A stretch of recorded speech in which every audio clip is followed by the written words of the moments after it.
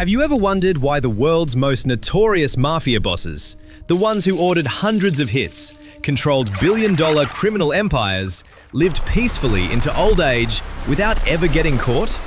Sounds impossible, right? But it's the truth.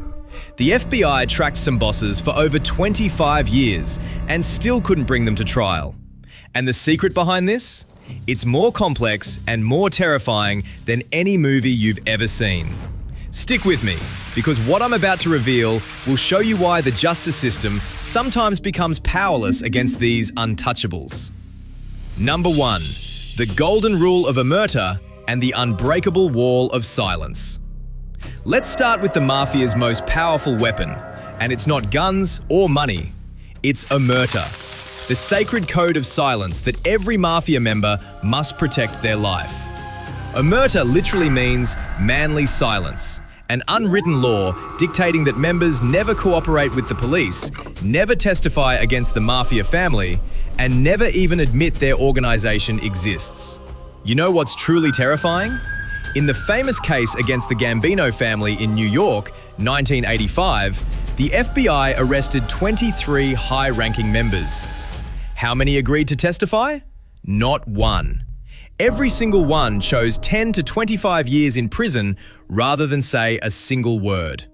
And if anyone broke Omertà, they didn't just die, their families died too. That's why bosses like Carlo Gambino, who ruled New York's Mafia for 20 years, from 1957 to 1976, the FBI couldn't even find a single witness willing to testify against him. But that's just the first layer of protection. The real wall is much thicker. Number 2. The pyramid structure. The boss never gets his hands dirty. This is where things get brilliantly terrifying. Mafia bosses never, and I mean never, directly commit or publicly order crimes. Imagine a multinational corporation, but instead of selling products, they sell protection services. The structure works like this. Tier 1, the boss, never speaks directly about crimes, only makes vague suggestions. Tier 2, underboss and consigliere, interpret hints into plans but still give no specific orders. Tier 3, capo, captain, manages crews but only communicates wishes. Tier 4, soldiers, the ones who do the dirty work. Tier 5, associates, outsiders who take the fall if things go south. Real example. When the FBI wiretapped Vincent the Chin Gigante, one of New York's most powerful bosses, they only heard him say, "What do you think about that issue?" Or, "Maybe someone should handle this." No names, no locations, no clear orders. And that's why it took 35 years for the FBI to convict him. You know what? If your company boss talked this vaguely, you'd have no idea what to do. But in the Mafia, everyone understands exactly what each word means. It's a corporate culture no training course could ever teach. But wait, there's an even more sophisticated tactic I haven't mentioned it yet. Number 3. The art of disguise, when the boss plays crazy. This is one of the most insane tactics I've ever researched, and it's 100% real. Vincent the Chin Gigante, boss of the Genovese family, spent nearly 35 years wandering New York streets in a bathrobe, mumbling like he'd lost his mind, and pretending not to recognize even his own son. Think he was crazy?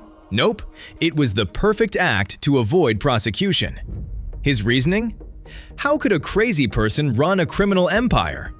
The shocking numbers. Gigante underwent 4 psychiatric evaluations from 1969 to 1997.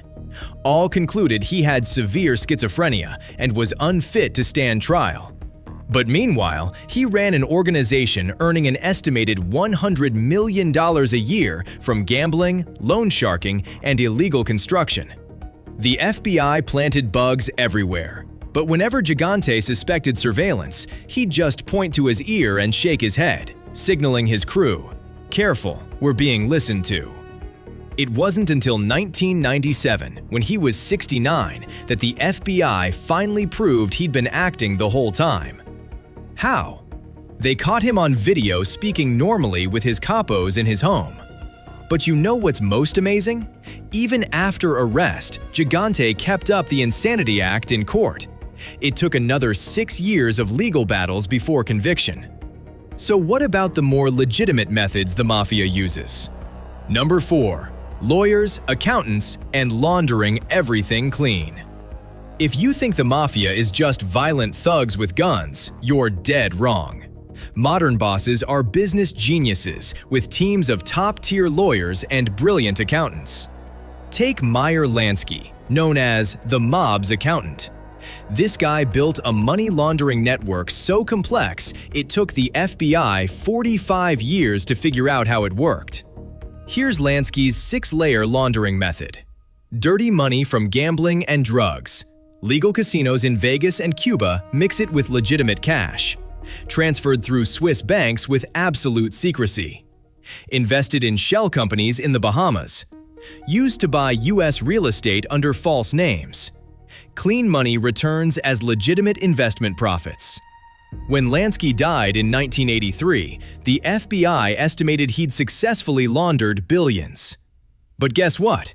He died at home without a single major conviction. And that's why modern mafia bosses look more like corporate CEOs than criminals. They attend meetings with lawyers, have personal accountants, and every transaction goes through legal contracts. You know, if the Mafia offered a business management course, Harvard would have to shut down. They work with peak efficiency, 100% loyalty, and nobody dares quit suddenly. But there's one final weapon, and this is the most terrifying. Now, before I reveal this last secret, the one that even stumps the FBI, do me a small favor.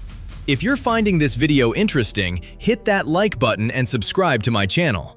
It really helps other people discover hidden truths like this. And don't forget to turn on notifications so you don't miss the next video, because it's even more chilling. Now, back to the Mafia's most terrifying weapon. Number 5. Infiltrating the system, when the Mafia has people inside government. This is the real reason many bosses are never caught. And it's not fiction, it's cold, hard reality. The Mafia doesn't just evade the law, they buy it. Shocking FBI statistics from 1970 to 1990. At least 75 NYPD officers were convicted of working for the Mafia. 12 judges were found accepting bribes to manipulate trials. 6 prosecutors were charged with leaking investigation details to criminals. Classic example. Whitey Bulger, the Irish Mafia boss in Boston, was an FBI informant for 25 years. He fed info on the Italian Mafia in exchange for protection from investigation. The result? The FBI actively covered up 19 of Bulger's murders. When the truth came out in 1995, 21 people had died because the FBI protected this criminal. Even scarier is the Mafia's long-term investment strategy. The planting people strategy. Identify poor youth with potential. Fund their college education in law or policing. Help them build clean careers for 10 to 15 years. When they reach high positions, activate the old debt. And you know what's most terrifying? Nobody knows how many sleeper agents are still in the system.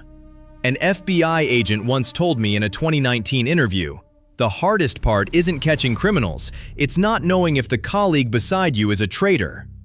Number 6. When bosses retire and live peacefully into old age. And here's the bitter final truth. Many Mafia bosses lived peacefully into old age, dying from age, not the law. Carlo Gambino. A sobering statistic. Of the 26 biggest Mafia bosses from 1952 to 2000, only 27% received life sentences. The rest either died of old age or served short prison terms before release. Want to know why? Because they were smart enough to never leave direct evidence, build multiple protective layers between themselves and crimes, have the best lawyers and unlimited money, know when to step back into the shadows, have insiders warn them in advance. But have times changed? From 2000 onward, with modern surveillance technology, the RICO Act, Racketeer Influenced and Corrupt Organizations Act, and international cooperation, Evading the law is much harder. But the Mafia has evolved too. They now operate in harder-to-trace cybercrime, launder money through cryptocurrency, smuggle with sophisticated fake documentation, and engage in high-level corruption that's harder to prove. The war never ends, it just moves to new battlefields. Conclusion.